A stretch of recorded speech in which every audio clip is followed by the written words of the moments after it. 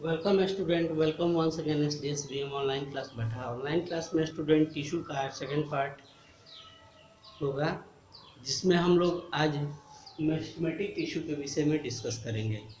Plant tissue को तीन भागों में डिवीजन हम लोग किए थे। मेरिस्टेमेटिक टिश्यू, परमानेंट टिश्यू, दो भागों में डिवीजन किए थे।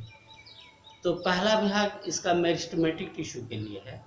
तो मेरिस्टेमेटिक टिश्यू ऐसा टिश्यू है जो डिवाइडेड होते रहता है। ये ग्रीक वर्ड है, जिसको मेरिस्टोस बोलते हैं। ग्रीक वर्ड्स मेरिस्टोस मतलब होता है डिवाइडेड। डिवाइडेड माने होता है विभक्त, डिवाइड होना। तो कैसे डिवाइड होगा? तो tissue are formed compactly arranged, undifferentiated living cells that keep dividing. Add new cells, divide होकर के नए कोशिकाएं उसके ऊपर लगेंगी। डिवाइड होकर के नई नई कोशिकाएं उसके ऊपर लगती जाएंगी। लगने के क्रम में वो कोशिकाएं बढ़ती जाएंगी। तो नए नए कोशिकाओं को जब पौधे अपने ऊपर लगाते चलेंगे तो ऐड करते चलेंगे। तो ये थ्रू आउट द लाइफ ये प्रक्रिया होती है। तुम लोग आम के पेड़ में देखो, चाहे किसी और प्रकार के फल वाले पेड़ हो, चाहे छोटे पौधे हों, उनमें सारे में ये प्रक्रियाएं होती रहती हैं और नए नए सेल लगते जाते हैं और वो सेल जटिल संगठन बना करके टिश्यू का निर्माण करते हैं और टिश्यू जो है थ्रू आउट बढ़ते जाते हैं। Presence of a growing region such as a tip माने हो गया उसके ऊपरी वाले भाग में। तो जैसे रूट हो गया, शूट हो गया, तो ये सारे के सारे इसी के तहत आते हैं मेरिस्टेमेटिक टिश्यू में। मेरिस्टेमेटिक टिश्यू प्लांट जो है थ्रू आउट डेवलप करता है पूरे पीरियड ऑफ द ग्रोथ। जब तक वो अलाइव रहता है, बचा हुआ होता है, तब तक वो पूरी तरह से ये ग्रोथ रीजन चलते ही रहता है। तो आप लोगों ने देखा होगा कि पौधे जो होते हैं उनके ऊपर में नए नए कोशिकाएं आती हैं। जिस प्रकार से नए, क्या बोलेंगे उसको, जिस प्रकार से नए पत्तों का बनना, नए फल का निर्माण होना, बीज का निर्माण होना, ये सारे मेरिस्टेमेटिक अर्थात डिवाइडिंग टिश्यू के अंतर्गत ही होते हैं स्टूडेंट। अब बात ये आती है कि थोड़ा कैरेक्टर इसके बारे में जाना जाए, विशेषताएं क्या क्या हैं।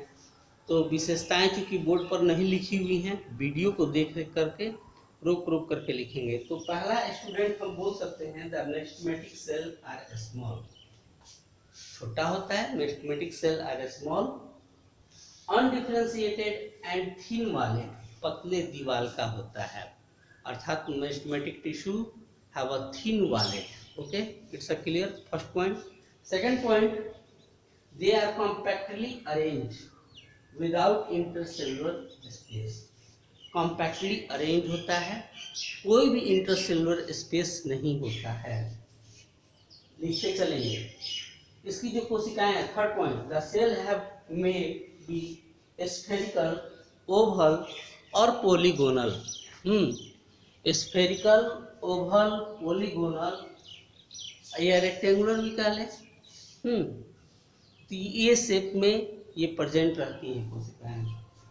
Cell wall is thin, cell wall बहुत पतला होता है जो मेड अप ऑफ सेलुलोज से बना हुआ होता है।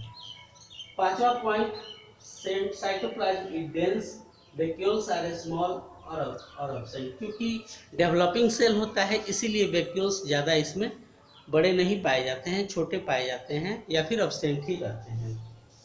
अब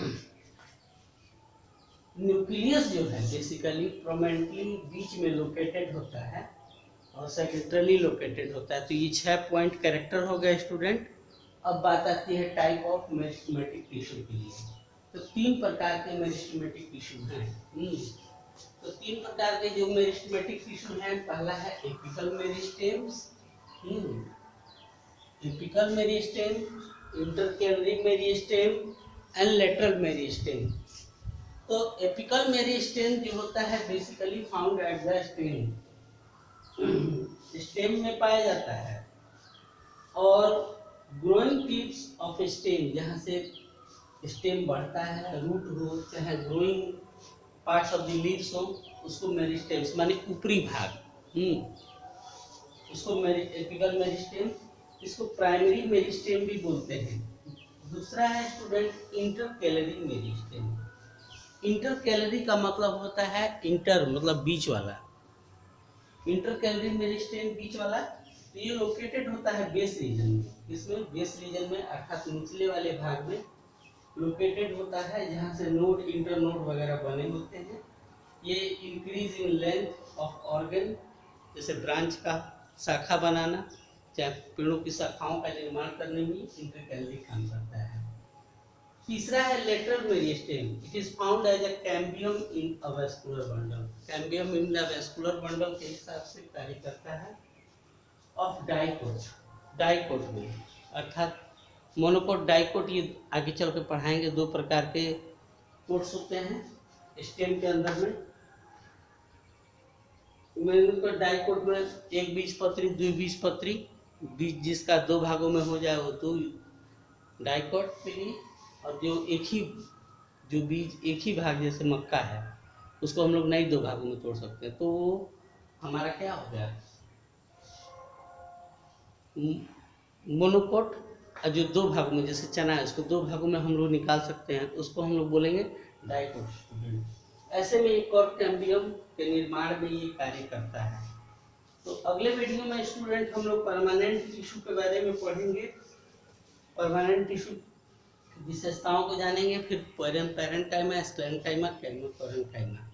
तो आज के वीडियो में इतना ही, अगले वीडियो में फिर मिलेंगे। Thanks, have a nice day.